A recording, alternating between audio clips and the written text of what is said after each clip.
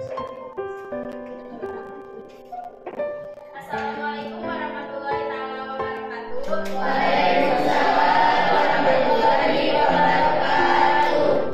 Perkenalkan, kami dari kelompok 4 akan mempresentasikan materi tentang text editorial dengan tema pendidikan dengan yang berjudul pendidikan dengan cara memilih.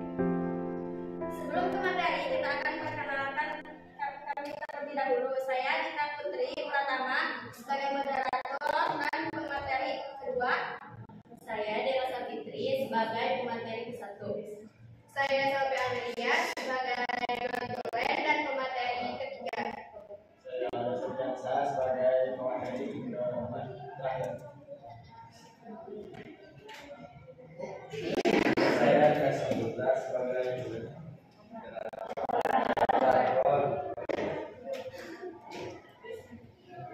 Nah, sekarang kita lanjut ke pemateri pertama. Silakan.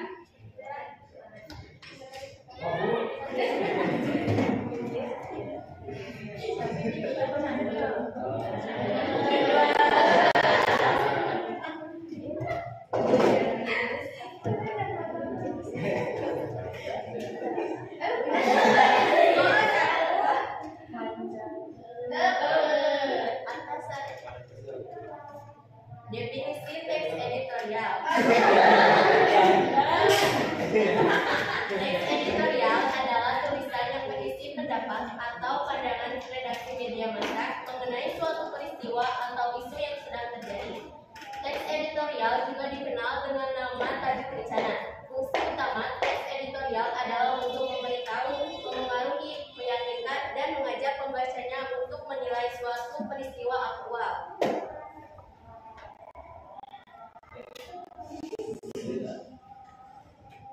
Struktur teks editorial. Yang satu ada pendahuluan, menyatakan isu yang akan dibahas. Kedua, isi, menyajikan argumen dan fakta pendukung. Dan ketiga, penutup, menyimpulkan dan memberikan rekomendasi.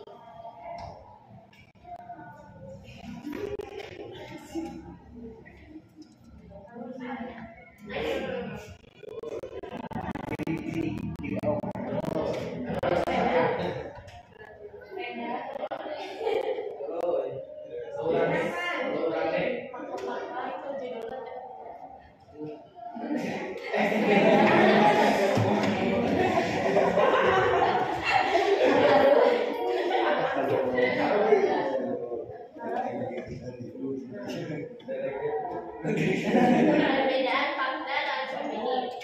Fakta bisa dibuktikan kebenarannya, dan sedangkan opini belum tentu kebenarannya. Fakta adalah hal atau peristiwa yang benar-benar terjadi dan bersifat objektif. Sedangkan opini adalah pendapat, pikiran, atau pendirian yang bersifat subjektif. Fakta didasarkan pada keberfaktaan atau objektivitas, sedangkan opini cenderung lebih subjektif dan tergantung pada pandangan pribadi.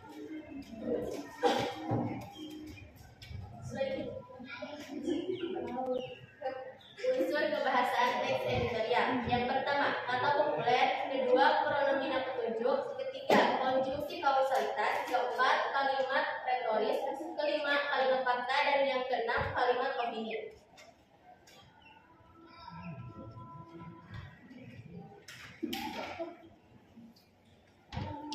Bullying atau bisa disebut juga sebagai perundungan atau peristiwa yang cukup sering ditemukan. Salah satunya terjadi bullying di lingkungan sekolah, sehingga tindakan bullying di sekolah tentu perlu diperhatikan khusus dan tidak dapat disepelekan. Oleh karena itu, dibutuhkan solusi sebagai cara mengatasi bullying di sekolah. Pada dasarnya, bullying adalah tindakan penindasan yang dilakukan individu atau kelompok untuk menganiaya individu lain secara sadar dan sengaja.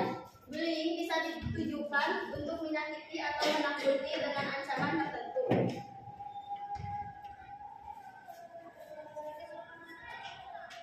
Bagaimanapun kita melihat derasnya arus informasi yang dengan mudah masuk ke dalam dunia mereka. Apakah tontonan, games, serta kepemilikan gawai tanpa melihat batas usia. Semua itu berdampak kepada mental remaja yang rapuh dan mudah tersulut emosi. Kemudahan teknologi memberi mana remaja terbiasa mager memegang gawainya. Apakah menonton hiburan, belanja online, atau sekedar memesan makanan melalui aplikasi online. Tanpa disadari, hal tersebut menciptakan remaja sekarang serba mudah. Tidak lagi dituntut menjadi seorang yang harus berusaha melakukan usaha untuk mendapatkan keinginannya. Lanjut. Nah, jenis-jenis bullying terdapat berbagai jenis, yaitu dari jenis pertama fisik,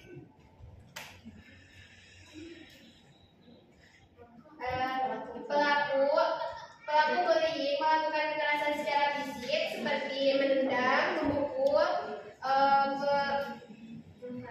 melukai, melempar, mendorong, menggigit. Sebentar, maaf.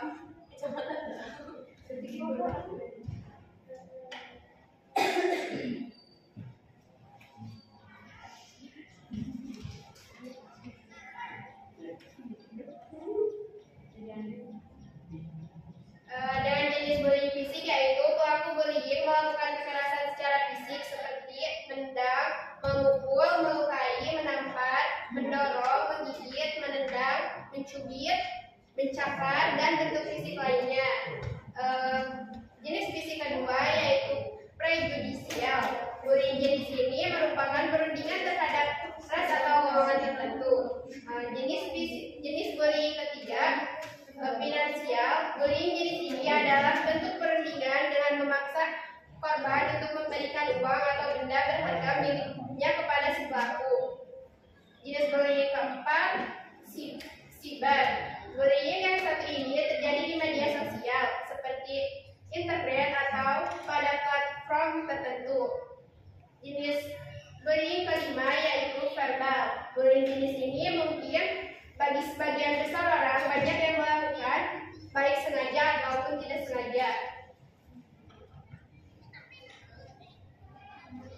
Nah, kemudian dari mereka jiwa-jiwa yang selalu ingin eksis di sosial media melakukan sesuatu supaya bisa viral, apakah itu konten kekerasan, tindak bullying, atau hanya sekedar membuat konten biasa.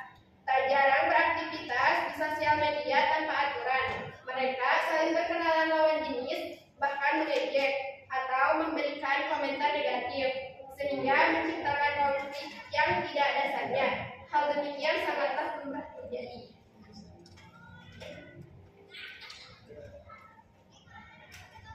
Sudah lebih beberapa pekan yang lalu kita disuguhkan dengan maknanya kasus bullying yang terjadi di dunia remaja.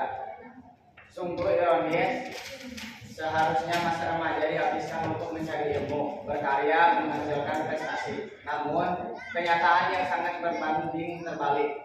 Remaja saat ini hidup di zaman kemudahan teknologi dan informasi yang sangat bebas.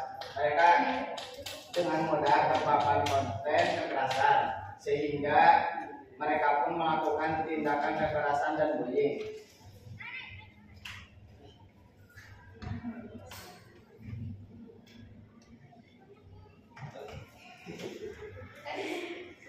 Apalagi di bawah naungan sistem kapitalisme yang menghambakan kebebasan tak ada nilai-nilai, serta rambu-rambu yang membatasi semua aktivitasnya.